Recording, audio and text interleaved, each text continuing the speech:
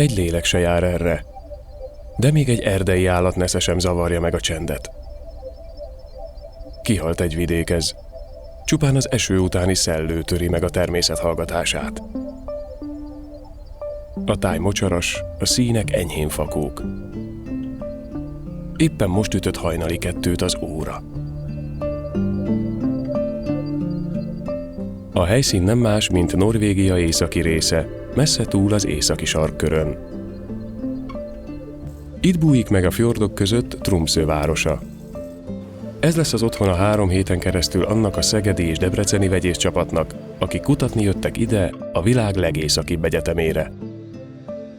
A távolság otthonról messzinek tűnik, de itt mindenkit összeköt a kémia nyelve.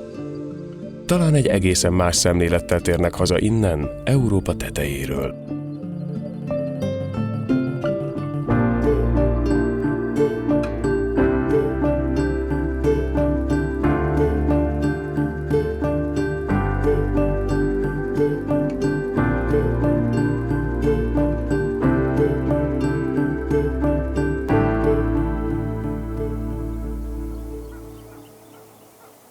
Az első napokban az egyetemi hallgatók még ismerkednek a norvég laborral.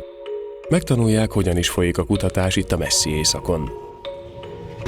A norvég vegyészekkel kiválóan együttműködnek, ami nem is csoda, hiszen a szegedi kémia világszinten elismert. Ha más nem, Szentgyörgyi Albert neve az itteni északi kollégáknak is ismerősen cseng. Először is ugye mi kémikusok vagyunk. Én azt szoktam mondani, hogy a kémia a lajtán túl is kémia, tehát nyilván az értendő, hogy a kémiát a világ bármely részén ugyanúgy művelik. A lehetőség, mint olyan, az biztosítva van, tehát mind a laborgyakorlathoz, mind az előadó teremben is tényleg a high-tech, amit el lehet képzelni. Az előadásoknak a többségét a Boger Krisztián tartja, aki egyébként a saját ipari tapasztalatait is bele tudja rakni ezekbe az előadásokba, a fölhozott példákba, annak az ipari megvalósításába. A csapat munkáját irányítja az évek óta kint élő Boger Krisztián is, aki szintén vegyészként végzett Szegeden. Mára egész családjával Tromsøbe költözött. Jelenleg kutatóként dolgozik a helyi egyetemen. Ha van pénz vegyszereket venni, modernebb vegyszereket, bonyolultabb vegyszereket, akkor a vegyész hallgatók sokkal komplexebb molekulákat tudnak szintetizálni, sokkal bonyolultabb reakciókat tudnak véghez vinni. Az itteni feladatokat a hallgatók is élvezik, hiszen tudják, ez nem az a munka, amire a mindennapok során lehetőség kínálkozik. Bár az elején még zavaró volt számukra az állandó világos, mostanra azonban helyrerázódott bioritmusuk, teljes mértékben tudnak a munkájukra koncentrálni. Nyilván az új környezet, egy másik labor, idegen ország, az itteni feltételekhez kell nekik alkalmazkodni, és ez pár nap alatt sikerült is. Először fura volt, hogy nyilván most egy nyári időszakban vagyunk itt, és 0-24 világos van, a nap nem nyugszik le, mindvégig a horizonton marad, de én azt tudom mondani, hogy 1-2 nap alatt megszokható. Főként itt az egyetemen vagyunk bent napközben, úgyhogy nem zavaró ez. Nagyon fontos, hogy itt azért 5 hónapig teljes sötétség van. A 22 éves Vivian vegyész MSc hallgató. Örült, hogy beválogatták a csapatba, hiszen a későbbiekben is a kutatói pályán szeretne maradni. Mindenképpen laborban szeretnék dolgozni, szeretnék elhelyezkedni a gyógyszeriparban. Én magam a szerves kémia tanszéken végeztem a kutatásaimat a szakdolgozatomhoz, nekem az a szívem csücske, de rengeteg olyan lehetőség van az egyetemen, ahol el lehet helyezkedni.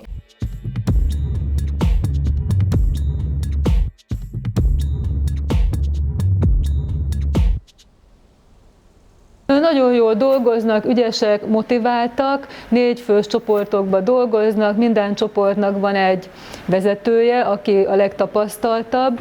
A 4 hallgató közül ő irányítja a munkát, effektíve saját maga is dolgozik, illetve kiadja a feladatokat. A csapatvezetők összehangolják a fiatalabb hallgatók munkáját. A viszony köztük baráti. Talán emiatt is tudnak ilyen jól együttműködni. Ki tudja, lehet egyszer még az itt dolgozó fiatalok egyike találja fel az emberiség legsúlyosabb betegségeinek ellenszerét. Jegyzőkönyvet kell vezetnünk, természetesen angolul. Ezek a projekthez kellenek, mint dokumentáció, minden angolul folyik, tehát a receptek, egymás között a megbeszélés, hogy hogyan és mind kéne az anyagokkal csinálni a szintézist. Tulajdonképpen úgy néz ki, minden napunk mondhatjuk, hogy délelőtt van kétszer egy órás előadásunk, ami angolul zajlik, és gyógyszeripari kémiát dolgoz fel. Vannak itt különböző szakról, bionika szakról, kémia szakról, vannak PhD hallgatók is, és hogy a csapatban minél többféle tudású ember legyen. Bár a nappalok és éjszakák itt ugyan nem váltakoznak nyáron, azonban a hallgatóknak is jár némi szabadidő este. Igaz, a látvány egyáltalán nem utal éjszakára, itt mindenki csupán az órája miatt tudja, hogy vége a munkaidőnek. Ideje kicsit szétnézni Tromsøben. A városban számos legészakibb előtaggal büszkélkedő épület található. A legészakibb egyetem mellett itt lelhető fel a világ legészakibb püspöksége, botanikus kertje és sörfőzdéje is. Nem is egyetemista lenne az, aki mindezek közül ne ezt látogatná meg először. Így tettek a magyar hallgatók is, hiszen a sörfőzés tudománya a kémiai technológia magasiskolája. Helyzetének köszönhetően igazi kultusz nőtt a főzde köré. Azon vándorok számára, akik déli-északi irányban szelik át Európát, kihagyhatatlan programpontot képez ide betérni egy korsó folyékony kenyérre. A helyi sörfőzőmesterek szerint az a sörük különlegessége, hogy rockzenét hallgatnak főzés közben. A sörnek lelke van, és a Pink Floyd jót tesz a léleknek.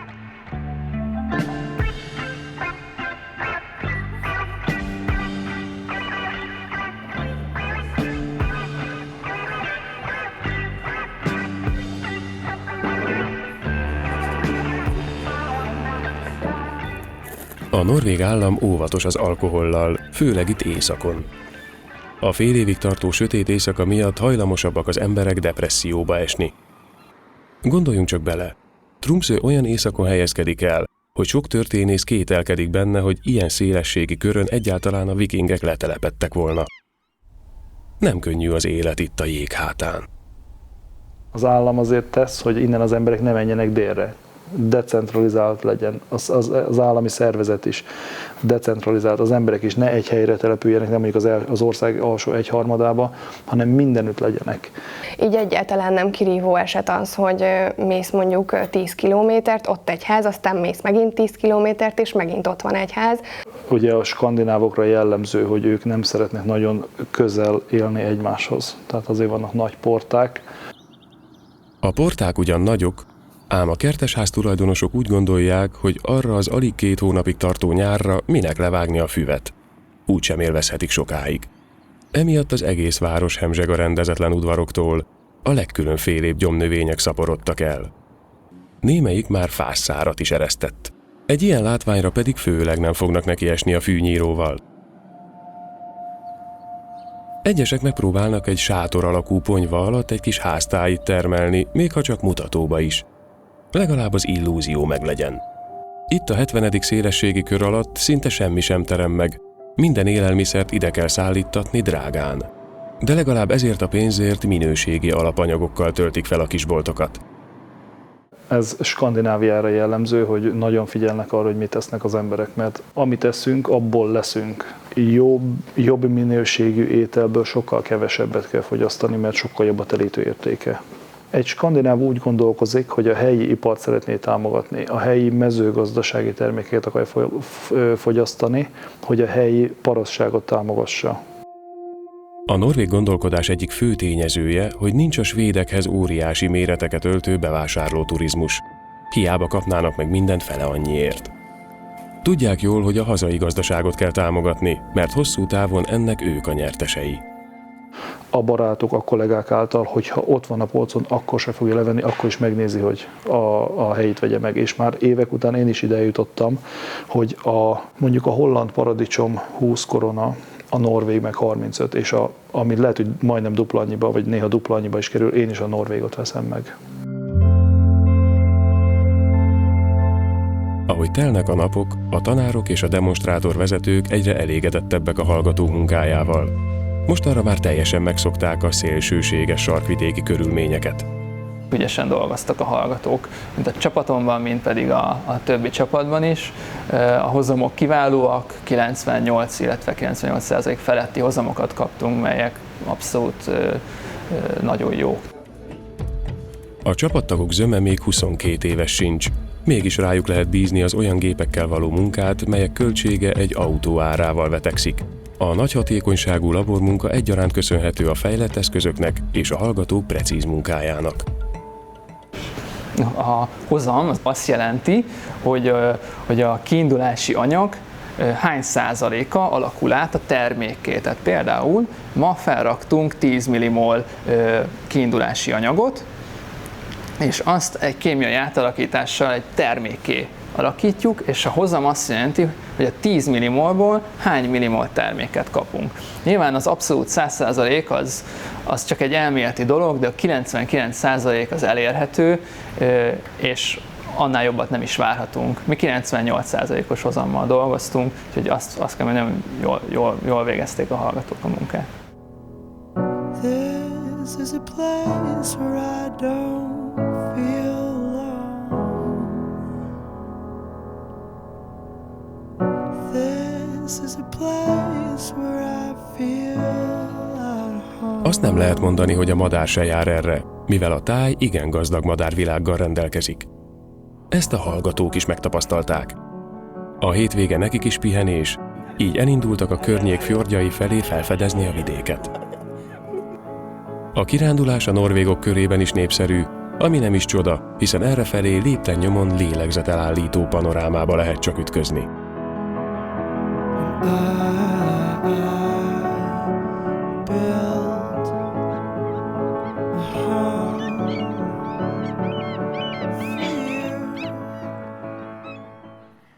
Egy norvég turista megelégelte cipelni holmiát, ezért itt hagyta a füvön.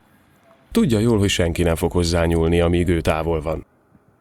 Valahogy az az érzése az embernek, mintha ebben az országban nem is lennének problémák. Vagy itt látja a skandináv, hogy mondjuk a kollégának ott van a pénztárcája, vagy te itt hagytál valamit, nem nyúl hozzá. Mi úgy élünk, az nem az enyém, minket így neveltek. Nem az enyém, az nem nyúlok hozzá. Észrevehető, hogy az ajtók nyitva vannak, a legtöbb ajtó nyitva van, vagy ami nincs is így konkrétan kinyitva, biztos vagyok benne, hogy nincsen kulcsra zárva. Nekem elég szimpatikus ez a hozzáállás.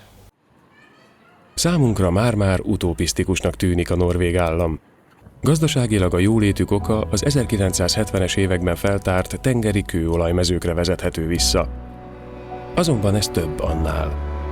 Helyes politikai döntések és megfontolt életvitel vezetett oda, hogy megteremtsék a föld talán legerősebb középosztályát. Jóformán nincs mély szegénységben, illetve dús gazdagságban élő réteg.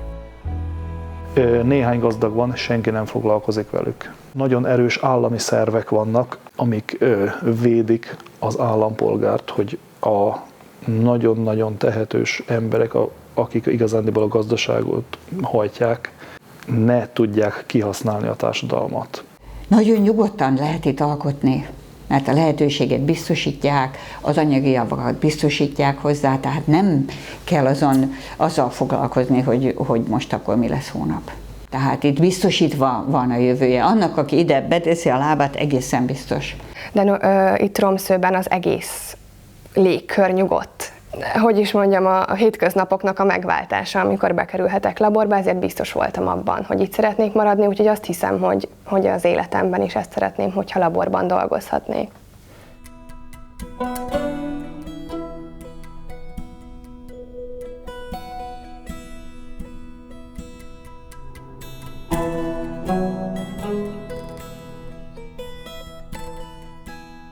Az itt előállított vegyületek a gyógyszerkémiai vonatkozásban érdekesek, hiszen a gyógyszerkutatásban mindig újabb és újabb molekulákat kell előállítani, hiszen igény van új vegyületekre. Van egy betegség, és nincs még rá gyógyszer, vagy megfelelő gyógyszer nincs rá. Ez a kutatók feladata, hogy új gyógyszerhatóanyagokat juttassanak el az emberekhez, és a lehető legjobb gyógyszerhatóanyagokat. Ezért dolgozik számtalan kutató a világon, és itt Tromsøben is, hogy ehhez hozzájáruljon. Orvosok, vegyészek és gyógyszerészek összehangolt munkájára van szükség a cél érdekében. Még a legjobb és legmodernebb feltételek mellett is hosszú idő telik el, amíg egy új hatóanyagot kifejlesztenek. Ezt úgy hívják, hogy egy lead vegyület, tehát egy vezérvegyületből konkrétan hatóanyag lesz, szerencsés esetben 10-20 év, és nagyon sok pénz. Magyarországon jelenleg nincsen olyan gyógyszercég, akinek lenne annyi tőkéje, hogy egyedül kifejlesszen a nullából egy eredeti gyógyszerhatóanyagot, azaz egy originális hatóanyagot.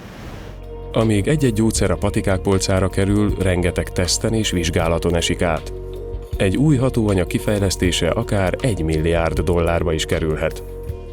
Minél előre haladottabb állapotban van egy gyógyszermolekula, annál költségesebbek a hatásvizsgálatok, illetve toxikológiai vizsgálatok, és ez nagyon sok pénzbe kerül, $1 milliárd is van, hogy eléri egy hatóanyag fejlesztése.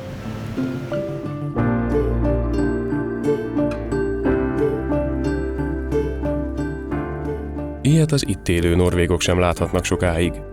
Épp virágzik a sarkvidék. Másfél hónappal korábban még hó borította a tájat. Egy hónap múlva már esős, őszi idő fog mutatkozni. Talán ez a titka a norvég mentalitásnak is. Tudják, hogy amiből kevés van, azt óvni kell.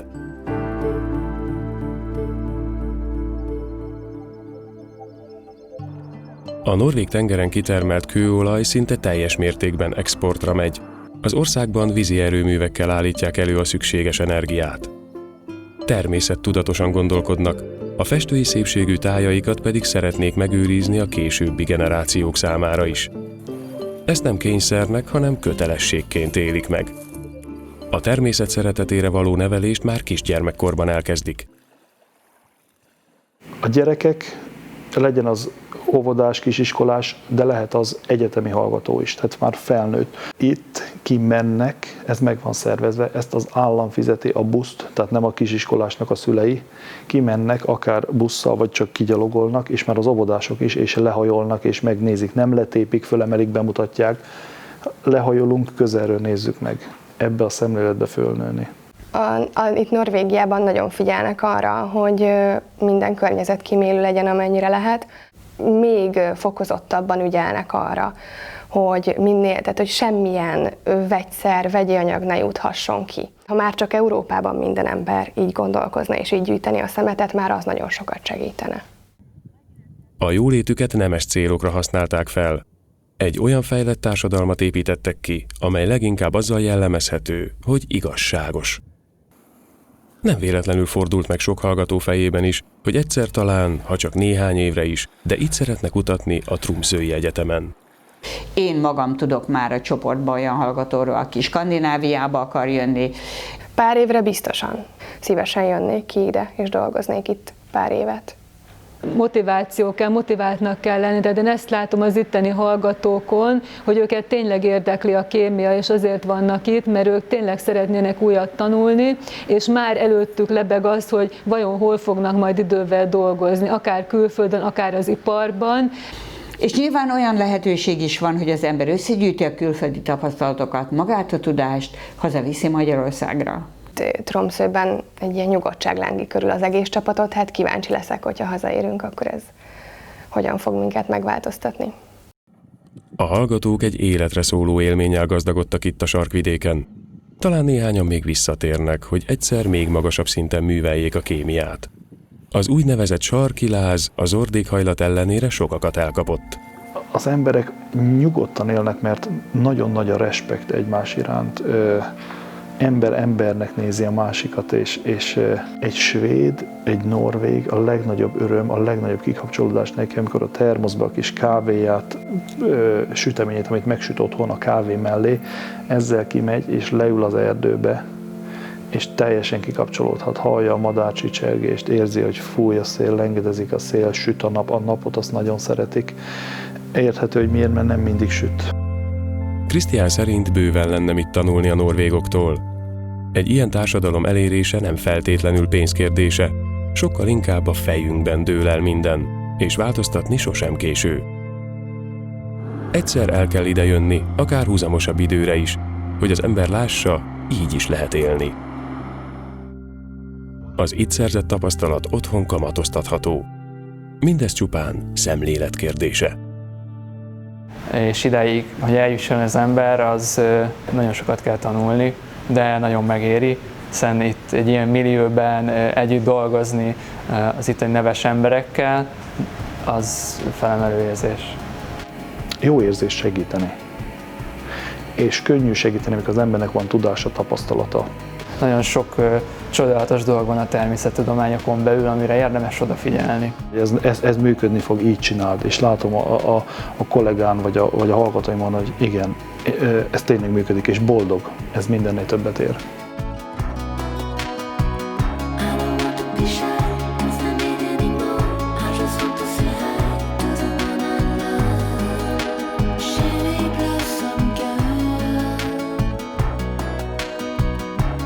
Take